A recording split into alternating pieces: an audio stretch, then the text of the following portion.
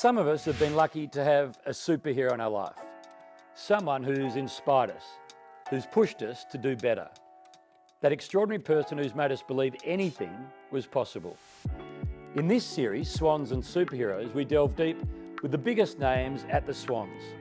We'll explore their greatest influences, their deepest fears about the future, and their hopes for what lies ahead. From on the field to the quiet moments of reflection off it. We'll uncover the stories that have shaped them from boys to men, from heroes to superheroes. Someone you haven't met, which superhero would you like to meet and ask them questions over dinner? Yeah, it's a really good question. We were discussing it outside.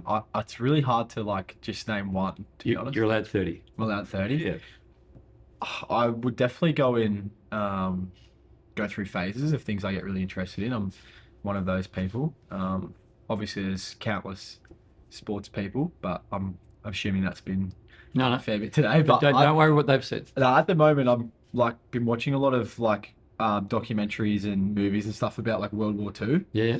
And what kind of led to that, and I just think some of the personalities and the leaders and villains as well from that point in time, I think to talk to them about what they were thinking and why they made certain decisions, and I just think that would be amazing, and probably a lot going on in the world at the moment. It would probably be pretty helpful to take a bit of advice from them as well. I met a guy through an Anzac Day event that we're involved in called Jack Bell.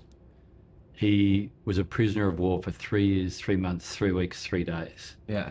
And listening to him talking through what he went through is the most extraordinary experience. Yeah. I've been watching a few spy movies. I think anyone in particular?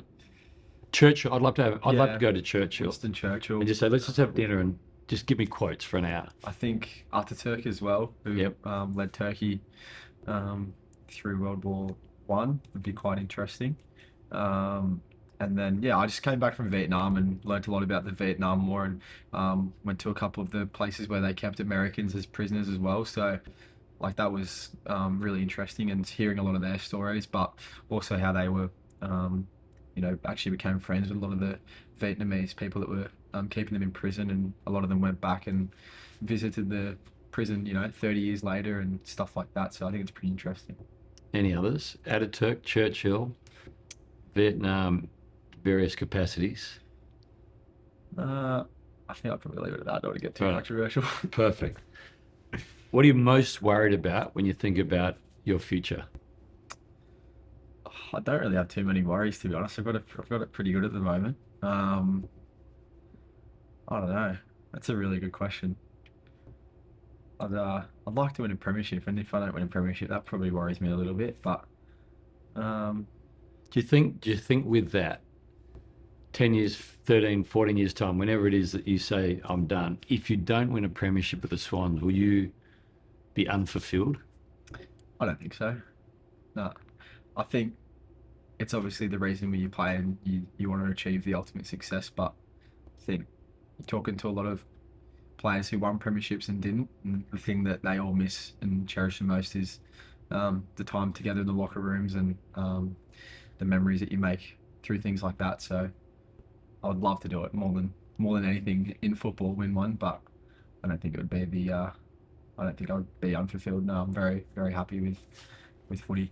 Ollie Florents was saying when we were speaking to him, his biggest fear is not having everyone around and not being able to fill his days with that sort of happiness. Yeah. That's sort of where I guess you're thinking. Yeah, I think so. I also love the structure of being an AFL footballer, and just having something that you're constantly working towards, and then also being able to do that with a group of people who are like-minded and working towards the same thing.